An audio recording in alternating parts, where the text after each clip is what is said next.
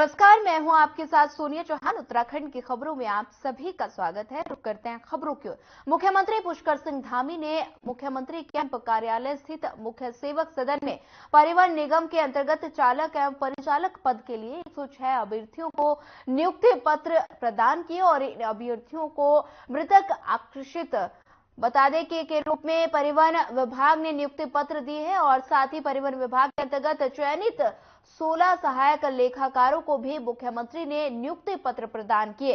इस अवसर पर मुख्यमंत्री ने सड़क सुरक्षा महीने के अंतर्गत राज्य स्तरीय सड़क सुरक्षा जन जागरूकता रैली का फ्लैग ऑफ किया और साथ ही अभियान के तहत सभी जनपदों में सड़क सुरक्षा के प्रति जन जागरूकता कार्यक्रम आयोजित किए जाएंगे। कार्यक्रम के दौरान उन्होंने सड़क सुरक्षा कैलेंडर और सड़क सुरक्षा पर आधारित डाटा बुक का विमोचन भी किया। 16 महिलाओं को परिवहन विभाग द्वारा निःशुल्क ड्राइविंग प्रशिक्षण देने के बाद मुख्यमंत्री ने उन्हें ड्राइविंग लाइसेंस भी प्रदान किए।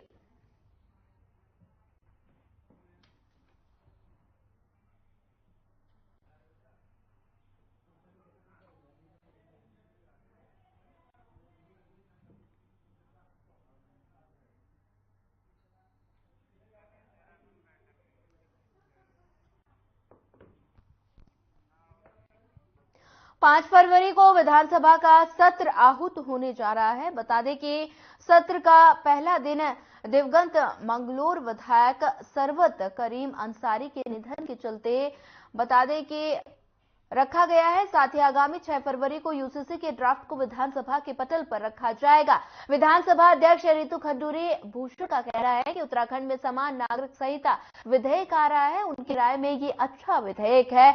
महिलाओं को इंसाफ मिलना चाहिए, वे इसका पक्षधर हैं। वहीं रितु खंडूरी ने यह भी कहा कि उच्च को लेकर उनमें से कोई सुझाव नहीं लिया गया। नेता प्रतिपक्ष यशपाल आर्य ने कहा कि उच्च को विधानसभा के पटल पर रखने के पश्चात समय मिलना चाहिए जिससे इसका अध्ययन किया जा सके और इस पर चर्चा की जा सके। वहीं यशपाल आर्य ने कहा कि यूसीसी को लेकर उनमें कोई सुझाव नहीं मांगा गया।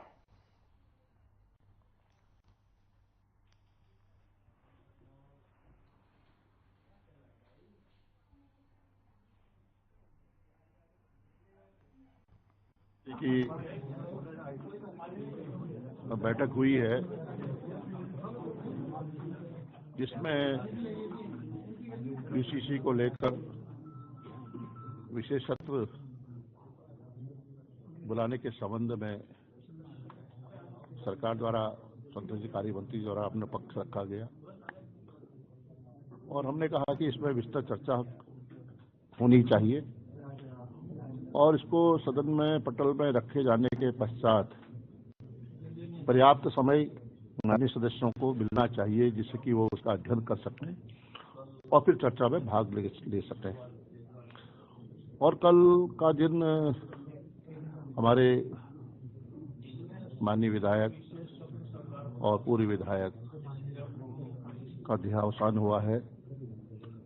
कल कंडोलेंस होगी। कार्य मंत्रणा की बैठक हुई और उसमें जो बात कही गई कि यूसीसी को लेकर के ये सत्र आहूत किया गया है।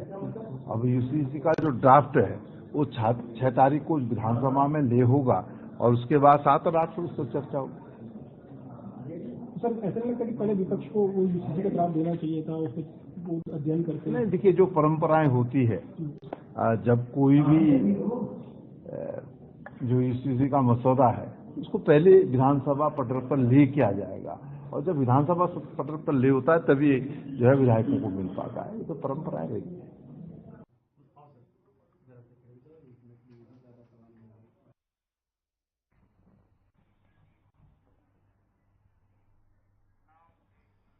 बढ़ते हैं अगली खबर की ओर। विधायक सरिता आर्य ऋषिकेश दौरे पर रही और जहां उन्होंने बीजेपी कार्यालय में प्रेस कॉन्फ्रेंस की। सरिता आर्य ने कहा कि आगामी लोकसभा चुनाव की तैयारी में बीजेपी के सभी संगठन जुट गए हैं। उत्तराखंड के 5 सीट पर फिर से बीजेपी जीतेगी और इसमें कोई संशय नहीं है।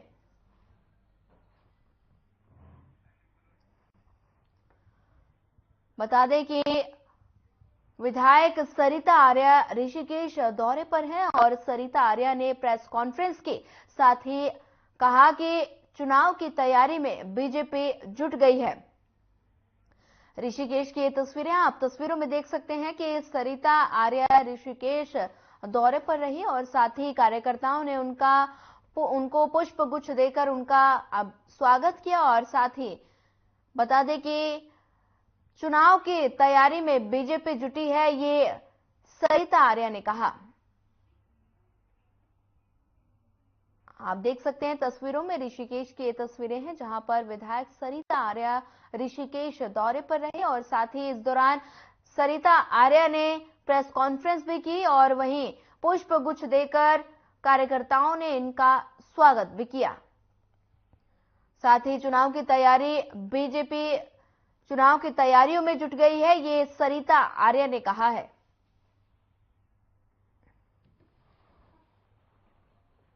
ऋषिकेश की तस्वीरें हैं, आप देख सकते हैं तस्वीरों में सरिता आर्या ऋषिकेश दौरे पर रही और सरिता आर्या ने प्रेस कॉन्फ्रेंस भी की।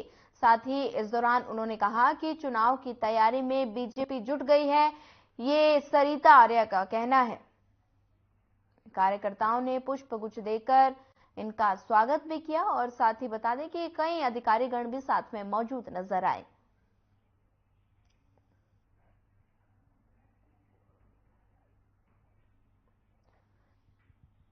ऋषिकेश की ये तस्वीरें हैं जहां पर सरिता आर्या ने प्रेस कॉन्फ्रेंस की है।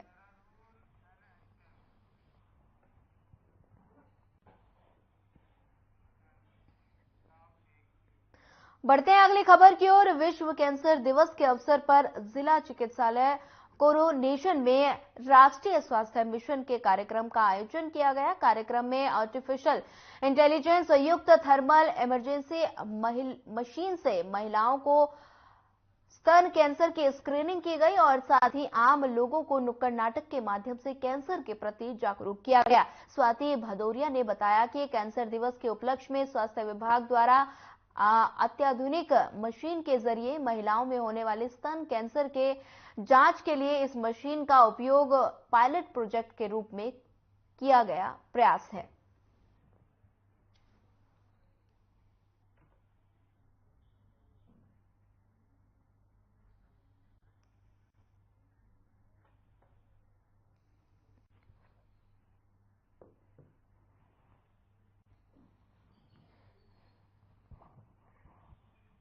डे है और आज यहाँ कोरोनेशन हॉस्पिटल में एक स्पेशल कैंप भी लगाया गया है ब्रेस्ट कैंसर स्क्रीनिंग के लिए और उसमें एक थर्मल इमेजिंग कैमरा भी मंगाया गया है जिससे कि हमारी बहुत ही एक्यूरेटली स्क्रीनिंग हो जाती है और उसके बाद फिर कंफर्मेटरी टेस्ट होते हैं। और आज कैंसर जागरूकता को और ज्यादा फैलाने के लिए यहाँ पे आज नुक्कड़ नाटक और इस तरीके के प्रोग्राम भी अरेंज किए जा रहे हैं और आगे आने वाले समय में भी हम लोग और ज्यादा इसको वृहद स्तर पर इस स्क्रीनिंग कैंप्स का आयोजन करेंगे जिससे ज्यादा से ज्यादा लोगों को लाभान्वित किया जा सके। क्या संदेश देना चाहेंगे? वर्ल्ड कैंसर डे पे सबसे बड़ा संदेश आज का यही रहेगा कि आप लोग, कई बार हमें लगता है कि यह हमें हो ही नहीं सकती है इतनी खतरनाक बीमारी, लेकिन हम लोगों को स्क्रीनिंग कराते रहना बहुत जरूरी है क्योंकि और स्पेशली हमारी लेडीज में सर्वाइकल कैंसर और ब्रेस्ट कैंसर की सबसे ज्यादा इंसिडेंस है। 26% हमारा ऑलमोस्ट ब्रेस्ट कैंसर और 18% के आसपास सर्वाइकल कैंसर की प्रेवलेंस है। तो इसलिए ये किसी को भी हो सकता है और इसलिए आपसे निवेदन है कि आप समय समय पर इसकी स्क्रीनिंग अवश्य कराते रहें।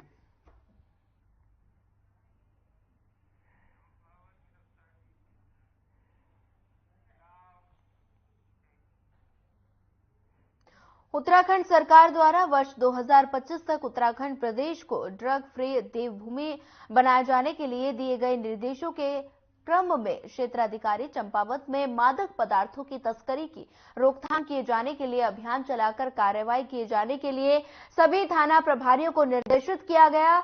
और बता दें कि चेकिंग के दौरान पुलिस ने मोटरसाइकिल पर सवार 2 व्यक्तियों को गिरफ्तार किया जिनके कब्जे से 600 नशे के इंजेक्शन और 570 ग्राम स्मैक बरामद की गई। वहीं पुलिस ने दोनों तस्करों के खिलाफ मामला दर्ज कर आगे की कार्रवाई शुरू कर दी है।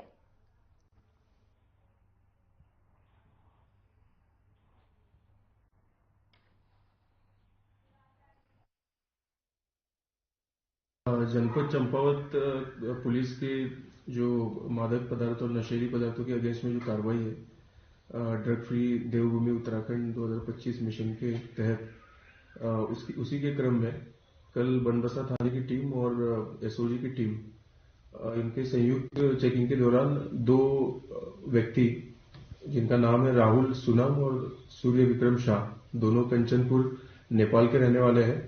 इनके पास से 300 बुप्रेनॉर्फिन और 300 फेनार्गन के इंजेक्शंस, टोटल 600 इंजेक्शंस और 5.7 ग्राम स्मैक, कुछ कैश और फोन ये बरामद हुए हैं।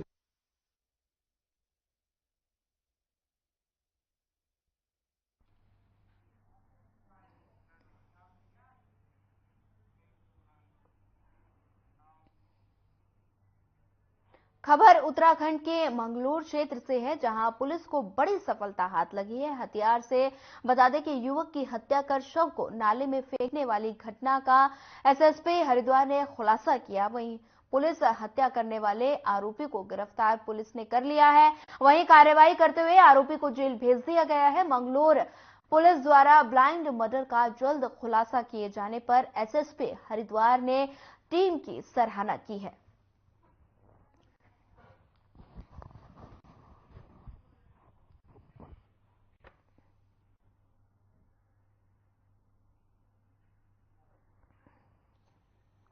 मोहम्मदपुर जट में एक व्यक्ति की मृत्यु हुई थी। एक व्यक्ति को धारदार हथियारों से मार के उसको दबाने का प्रयास किया गया था, और क्योंकि ये एक बड़ा सेंसेशनल क्राइम था, मोहम्मदपुर जट में इसको लेकर प्रतिक्रिया भी लगातार आ रही थी। उसमें पुलिस के द्वारा, क्योंकि ये पूरी तरीके से ब्लाइंड मर्डर था और इसमें लगातार हमारी टीमों ने वर्क किया है, मेहनत के बाद एक व्यक्ति की इसमें अरेस्टिंग हुई है।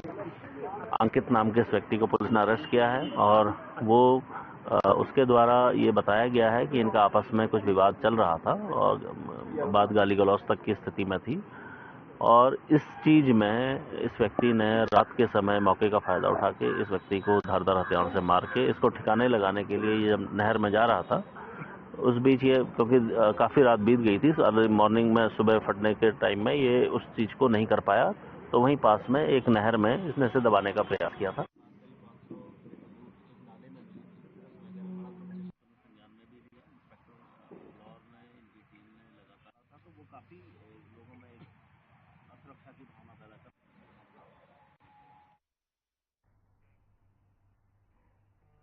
खबर द्वाराहाट से है, जहां उत्तराखंड लोक गीतों के सुर सम्राट स्वर्गीय गोपाल बाबू गोस्वामी की जयंती चौखुटिया के कृषि महोत्सव 2024 धूमधाम के साथ मनाई गई। शुक्रवार को उनके चित्र पर पुष्प अर्पित कर उन्हें याद किया गया।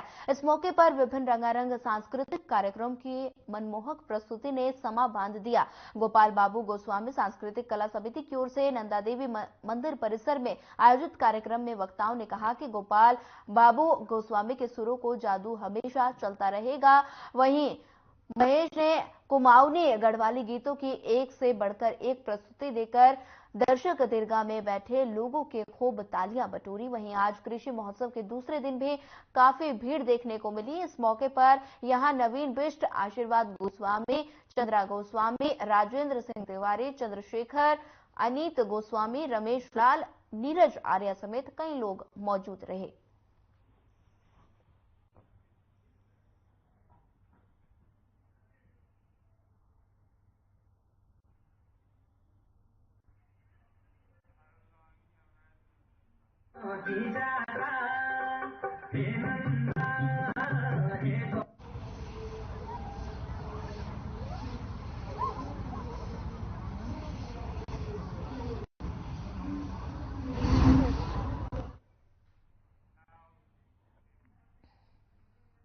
हल्द्वानी के वनभुलपुरा में अवैध मदरसे और नमाज वाली जगह पर रविवार को होने वाले ध्वस्तीकरण की कार्रवाई पर रोक लगा दी गई है। सिटी मजिस्ट्रेट ऋचा सिंह ने फिलहाल देर रात दोनों भवनों की ओर को सील कर दिया। साथ ही उन्होंने बताया, मालिक के बगीचे में अवैध मदरसे और नमाज वाली जगह से जुड़े कागजात दिखाने के लिए नगर निगम में लोगों से कहा गया था, लेकिन उनके द्वारा कोई कागजात नहीं दिखाया गया। देर रात कोर्ट का कोई नोटिस दिखाया गया है, जिसका परीक्षण कराया जा रहा है। ऐसे में मामले की गंभीरता और लॉ एंड ऑर्डर को देखते हुए फिलहाल ध्वस्तीकरण की कार्रवाई पर रोक लगाई गई है।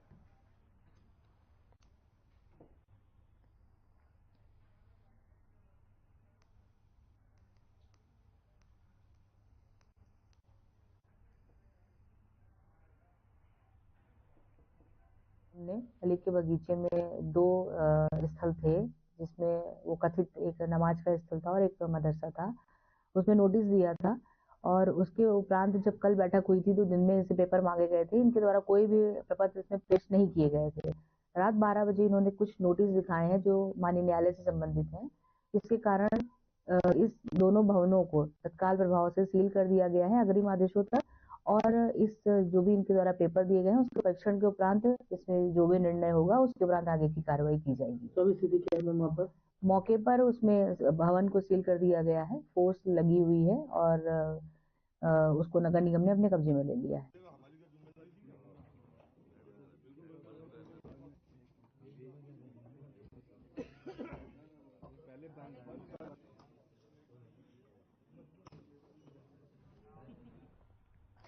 श्रीनगर में बड़ी दुर्घटना घटित हो गई है। बता दें कि एक गांव में आंगन में खेल रहे 11 साल के बच्चे पर गुलदार ने हमला कर दिया, जिसमें बच्चा बुरी तरह से घायल हो गया। आनन फानन में गांव वालों की मदद से बच्चे को वेश अस्पताल श्रीकोट लाया गया, जहां डॉक्टरों ने बच्चे की जांच करने के बाद उसे मृत घोषित कर दिया। घटना के बाद परिजनों का रो रो कर बुरा हाल है, तो वहीं इस घटना के बाद गांव में मातम छा गया। वहीं इसके साथ ही लोगों में गुलदार को लेकर डर बैठ गया। लोगों ने गुलदार को पकड़ने की मांग वन विभाग से की है। वहीं घटना की जानकारी मिलने के बाद वन विभाग की टीम गांव में पहुंची, जहां टीम ने घटनास्थल का निरीक्षण भी किया। घटनास्थल पर पुलिस टीम भी मौके पर पहुंची।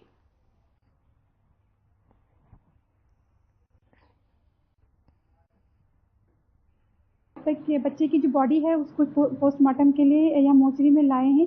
पोस्टमार्टम रिपोर्ट आने के बाद ही स्पष्ट हो पाएगा और इसमें अग्रिम कार्रवाई की जा सकती है। किस गांव की ये घटना? खिरसू के ग्वाड़ गांव की है। आगे पीएम रिपोर्ट आने के बाद ही आगे कार्रवाई हो पाएगी। हमें मिली थी, मौके पे मेरे चौकी इंचार्ज वो पुलिस बल गया था। इस समय मैं मोर्चरी पे आया हूँ। लाश को मेरे पुलिस कर्मियों द्वारा देखा गया। ये किसी जानवर के द्वारा नाखून से पेट में घाव से आने के कारण आगे मुंह के दांत टूटने से हुई है। ये मृत्यु का कारण केवल विलम्ब से हॉस्पिटल पहुंचाने का है और बाकी मौके पे जाके उस स्थिति से आप लोगों को अवगत कराऊं। घटना का पूरी जानकारी पोस्टमार्टम के बाद ही रहता है। इस घाव किस तरह के हैं, क्या है, इसकी जानकारी पीएम के बाद ही पता लगेगी। प्रथम दृष्टया जो देखा गया वो मैं आपको बताऊं।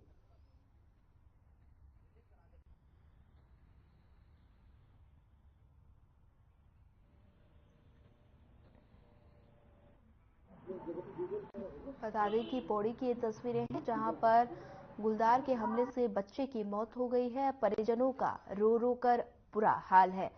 पौड़ी की ये तस्वीरें हैं, जहां पर आप देख सकते हैं कि गुलदार ने बच्चे पर हमला किया और हमले से बच्चे की मौत हो गई। परिजनों का रो रो कर बुरा हाल है।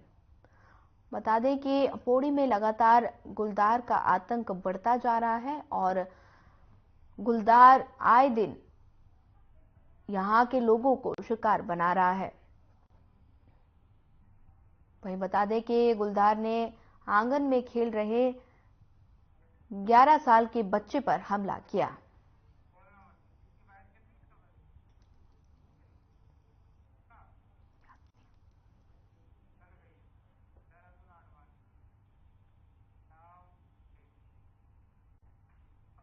बढ़ते हैं अगली खबर की ओर। बीजेपी के दिग्गज नेता लाल कृष्ण आडवाणी को केंद्र सरकार भारत रत्न से सम्मानित करने जा रही है, जिस पर कांग्रेस ने अपनी प्रतिक्रिया दी। कांग्रेस प्रदेश अध्यक्ष करण माहरा ने कहा कि ये पूरे भारत ने देखा है कि लाल कृष्ण आडवाणी का मोदी और अमित शाह की सरकार आने के बाद किस तरीके से अपमान किया गया। यहां तक कि आडवाणी हाथ जोड़कर खड़े रहे, लेकिन प्रधानमंत्री ने उनका उत्तर नहीं दिया, उन्हें दरकिनार कर दिया।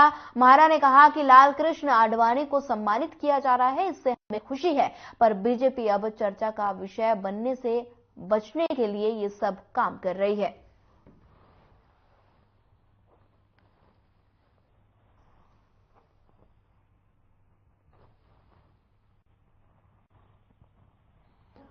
पूरे भारत ने देखा है कि लालकृष्ण आडवाणी का मोदी और अमित शाह की सरकार आने के बाद किस तरीके से अपमान किया गया।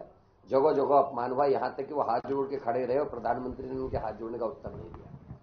केवल अडवाणी नहीं, मुरली मनोहर जोशी, अरुण शौरी, यशवंत सिन्हा, जसवंत सिंह और वकील साहब, ये कई ऐसे लोग थे जिनको लोग पढ़ा लिखा मानते थे, जिनकी लोकतांत्रिक परंपराओं पर भरोसा था, विश्वास था, और ये लोग विपक्ष में या पक्ष सत्ता में होते हुए भी लोकतांत्रिक परंपराओं का निर्वहन करते थे। लेकिन जो ये एरा चल रहा है, जो मोदी और अमित शाह का जो कार्यकाल है, इसमें ऐसे सारे नेताओं को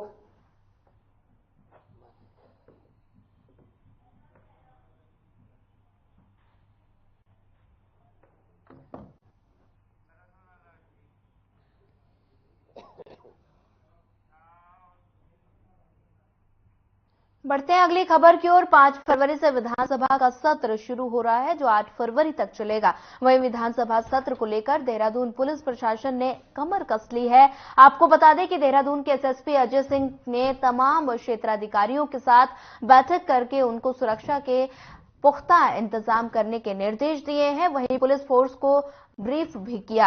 इस बार विधानसभा में प्रवेश करना आसान नहीं होगा, क्योंकि दिल्ली के संसद भवन में असामाजिक तत्वों के घुसने के बाद विधानसभा में भी सख्ती बढ़ा दी गई है। देहरादून के एसएसपी अजय सिंह ने जानकारी देते हुए बताया कि इस बार विधानसभा सत्र में बिना पास के किसी को एंट्री नहीं मिलेगी, फिर चाहे वो कर्मचारी हो या मीडिया कर्मी।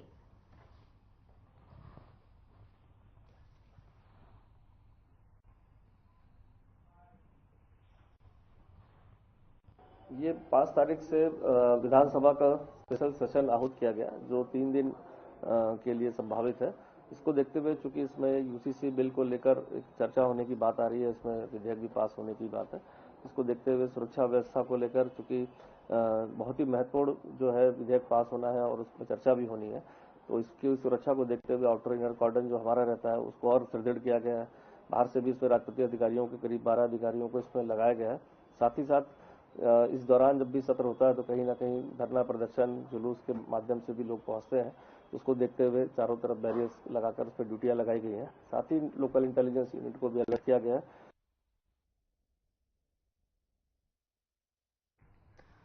बता दें कि बिना पास के अब एंट्री नहीं मिलेगी। आपको बता दें देहरादून की तस्वीरें, जहां एसएसपी ने अधिकारियों के साथ बैठक की है। वहीं बैठक में निर्देश दिए गए हैं कि बिना पास के एंट्री नहीं मिलेगी। विधानसभा सत्र को लेकर सुरक्षा तेज कर दी गई है, बिना पास के एंट्री नहीं दी जाएगी। ये एसएसपी ने अधिकारियों के साथ बैठक ली, इस दौरान कहा गया। बता दें कि विधानसभा सत्र को लेकर सुरक्षा तेज कर दी गई है।